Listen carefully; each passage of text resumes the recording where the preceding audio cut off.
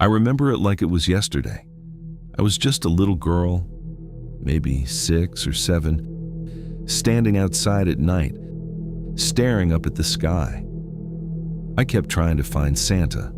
My mom would hold my hand and point at the stars, making up stories about him. I believed everything she said. Sometimes I waved at the sky, thinking he could see me.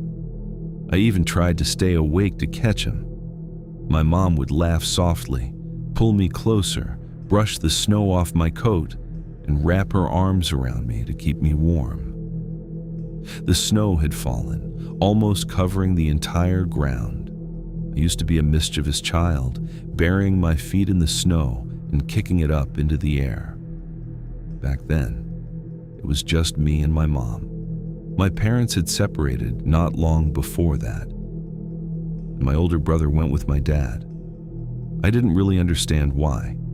I just remember missing him, especially at night when the house felt too quiet.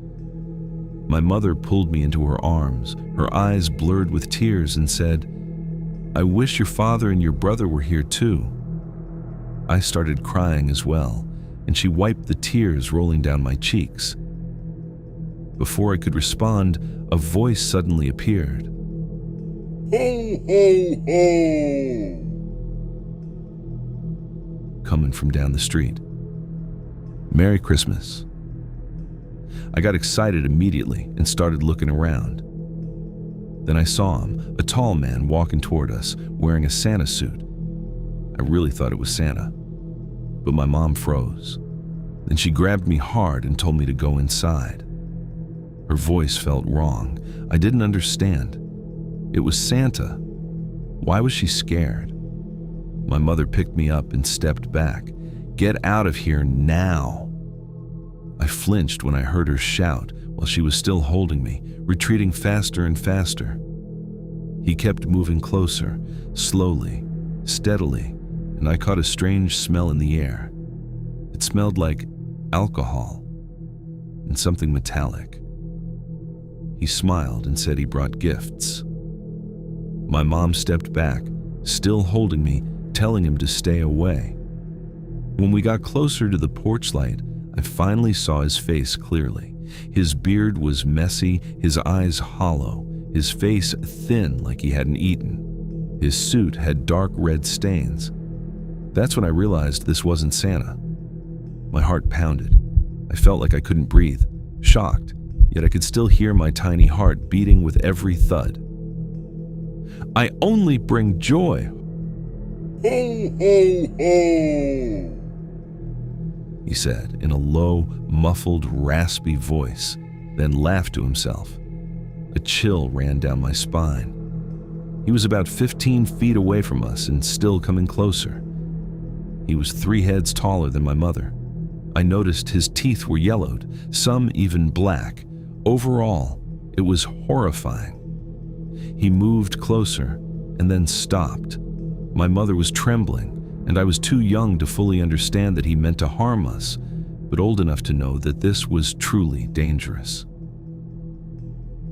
My mother carried me and ran. He chased right behind us. She tried to run toward our house. If we could just get through the door, we'd be safe. Holding me in her arms, she kept running, and I could hear her breath coming in heavy, ragged gasps. I was screaming and crying in fear. My mother stumbled, but twisted herself as she fell to shield me from the impact. My mother tripped right at the doorway, but still tried to push me away. "Run, go inside the house!" she shouted. I stumbled in panic, but forced myself to get up and run.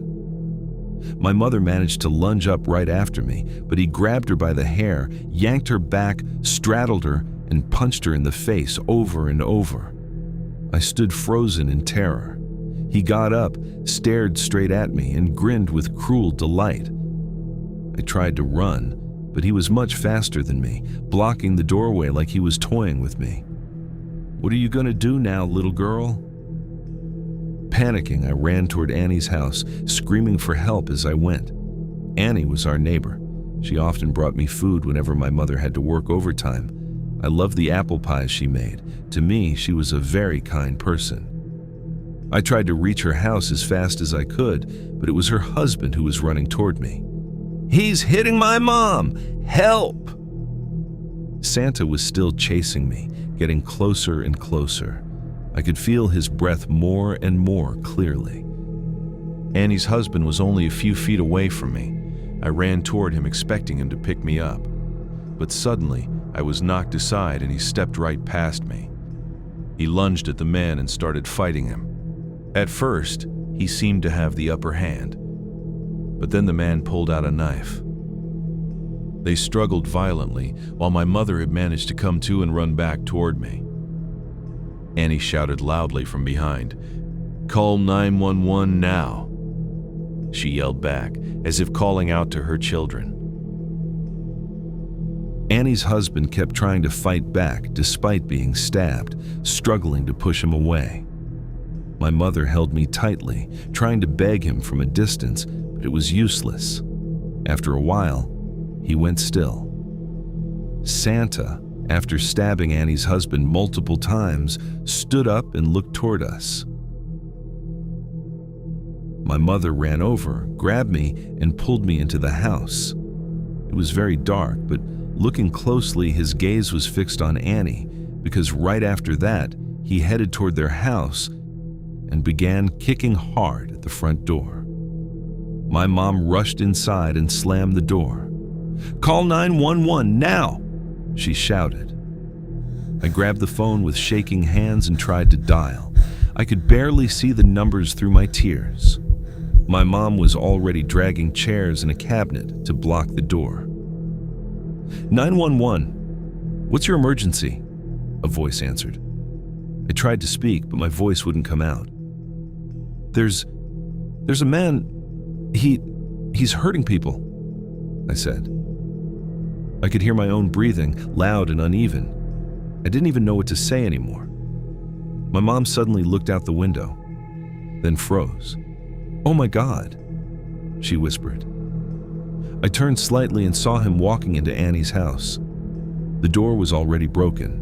Then the screams started, loud, desperate, echoing through the night. My mom grabbed the phone from me. "Please, you have to come now," she screamed. "He's inside their house. He's doing something terrible to them. Please hurry." Her voice broke as she spoke, but the voice on the other end said it would take time. We were too far out. The screams didn't last long. After a while, everything went quiet again. Too quiet. My mom pulled me into a corner, holding me tightly. I could feel her shaking.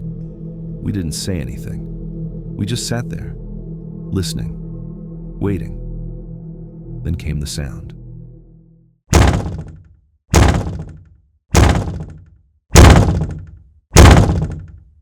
A heavy bang against our door. Once, then again. Louder each time. I flinched. My mom held me tighter, whispering for me not to move. The door shook with every hit. It felt like it would break at any second. It went on and on. I lost track of time. Minutes felt like hours. Then finally, we heard sirens in the distance. The banging didn't stop. Even when the police arrived, even when they shouted at him, he kept hitting the door like nothing else mattered. Then I heard something else, a loud crack, and then gunshots. My mom covered me instantly. After that, silence. Real silence this time. Not the kind that hides something, but the kind that comes after everything is already over. Later, I found out his name was Annie's family wasn't the first. He was a man lost to alcohol and drugs, thrown out by his own wife. That night, he wandered into our neighborhood and chose us. I'm older now, but I still remember every second of that night. The snow, the silence, the sound of the door. And every year when Christmas comes, I still find myself looking at the window, hoping I never hear that sound again.